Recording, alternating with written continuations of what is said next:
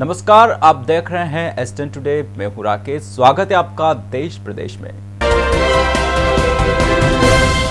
उत्तर प्रदेश में हाथरस के नौजूरपुर गांव में बेटी से छेड़छाड़ की शिकायत करने वाले पिता की सोमवार शाम गोली मारकर हत्या कर दी गई।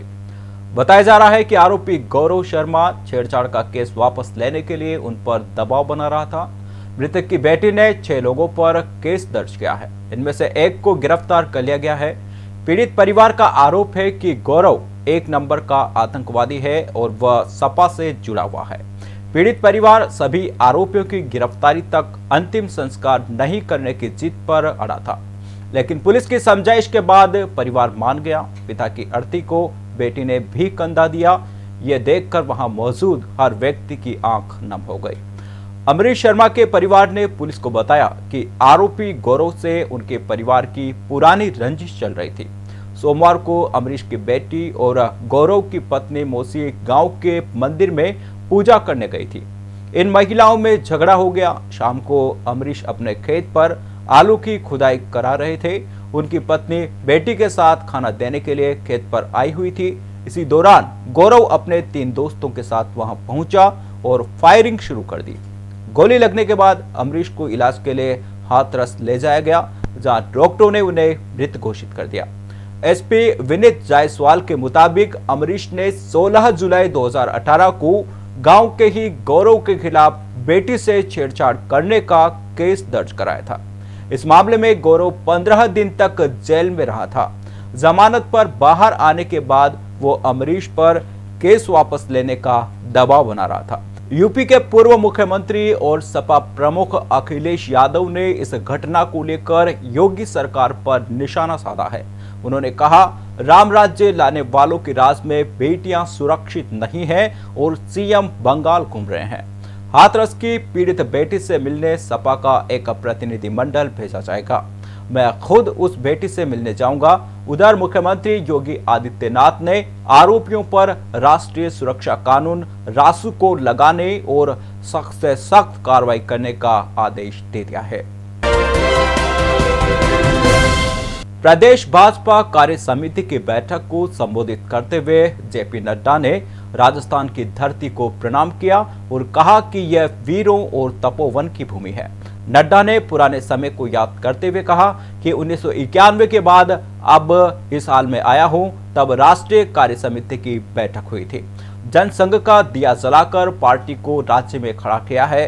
नड्डा ने कहा कि उजाले का महत्व तब होता है जब अंधकार के कहर को जानना सीख लें। हमारे लिए यह खुशी की बात है कि हर जगह कमल खिल रहा है, यहां भी खिला है, आगे भी खिलेगा।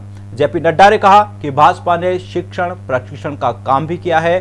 भाजपा मोर्स ऑर्गेनाइजेशन कैडर बेस को मजबूती देनी है। ऐसे में 6 अप्रैल के स्थापना दिवस से पहले सभी मंडल सशक्त होने चाहिए।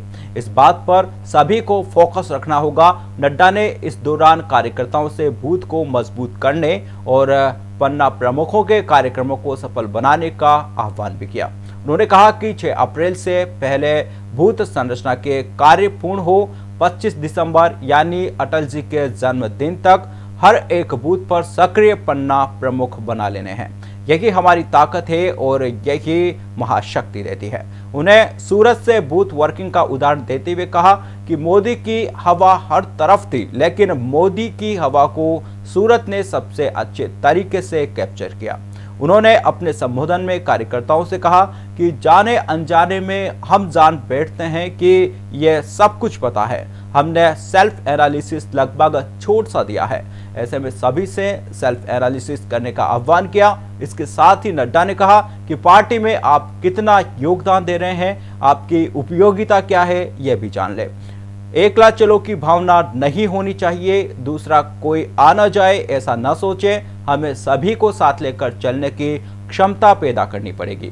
नड्डा ने कहा कि कार्यकर्ता समस्या नहीं समाधान होता है। साथ ही कार्यकर्ताओं से कहा कि पोस्टमैन ना बने, समस्या का निराकरण स्वयं करें। हम सभी के जीवन में हो कि संगठन की दृष्टि दोष कैसे अपनी उपयोगिता बढ़ा सकते हैं। सभी को सम्मिलित करने की ताकत पैदा की जाए। लीडर एक्शन से बनते हैं। हमारी स्वीकार्यता तभी डेवलप होगी जब हम सबको साथ लेकर चलेंगे। हमको पार्टी की ताकत बढ़ानी है तो मैच्योरिटी के साथ आगे बढ़े। पूर्व प्रधानमंत्री डॉक्टर मनमोहन सिंह ने मंगलवार को केंद्र सरकार पर करारा प्रहार करते हुए कहा कि 2016 में भाजपा नीति सरकार द्वारा बगैर सोच विचार के लिए किए गए नोटबंदी के फैसले के चलते देश में बेरोजगारी चरम पर है और अनौपचारिक क्षेत्र खस्ताहाल है। उन्होंने राज्यों से नियमित रूप से परामर्श नहीं करने को लेकर भी केंद्र की प्रधानमंत्री नरेंद्र मोदी सरकार की आलोचना की। आर्थिक विषयों के think tank Rajiv Gandhi institute of development studies द्वारा डिजिटल माध्यम से आयोजित एक विकास सम्मेलन का उद्घाटन करते हुए सिंह ने कहा कि बढ़ते वित्तीय संकट को छिपाने के लिए भारत सरकार और भारतीय रिजर्व बैंक द्वारा किए गए अस्थायी उपाय के चलते आसन ऋण संकट से छोटे और मझोले उद्योग प्रभावित हो सकते हैं और इस स्थिति की हम अनदेखी नहीं कर सकते। उन्होंने कहा कि बेरोजगारी चरम पर है और अनौपचारिक क्षेत्र खस्ताहाल है। यह संकट 2016 में बगैर सोच विचार के लिए किए गए नोटबंदी के फैसले के चलते पैदा हुआ है। सम्मेलन का आयोजन एक दृष्टि पत्र पेश करने के लिए किया गया है जो केरल में विधानसभा चुनाव से पहले राज्य के विकास पर विचारों का एक प्रारूप है। आरसीए अध्यक्ष वैभव गहलोत एक दिवसीय दौरे पर कोटा पहुंचे। सर्किट हाउस में मीडिया से उन्होंने खुलकर बात की। राजसमंद से विधानसभा उपचुनाव लड़ने के मुद्दे का जवाब देते हुए वैभव ने कहा कि उनका उपचुनाव लड़ने का विचार नहीं है। उन्होंने कहा कि कोटा में स्टेडियम की जानकारी लूंगा। आने वाले समय में इंटरनेशनल व आईपीएल मैच तो नहीं, लेकिन आरसीए के बड़े टूर्नामेंट कोटा में आयोजित किए जाएंगे। वैभव गहलोत ने कहा कि पिछले 2.5-3 माह से देश में किसानों का आंदोलन चल रहा है। किसान खेत व घर छोड़कर अपने हक की मांग कर रहे हैं। वार्ता पर वार्ता की जा रही है, उसके बाद भी केंद्र सरकार अड़ियल रुख अपनाए हुए है। किसानों के मुद्दे पर केंद्र सरकार टाइम पास कर रही है। किसान भाइयों को राहत मिले ऐसा कोई कदम नहीं उठा रही है। वैभव गहलोत ने कहा कि प्रदेश में अच्छा माहौल है। सरकार ने 2.5 साल में अच्छा काम किया है। कोरोना काल में अच्छा प्रबंधन हुआ है। भीलवाड़ा मॉडल की सबने तारीफ की। विकट परिस्थिति में सरकार ने लोगों के स्वास्थ्य का ध्यान रखा। उन्होंने कहा कि आने वाले उपचुनाव में इसका फायदा मिलेगा।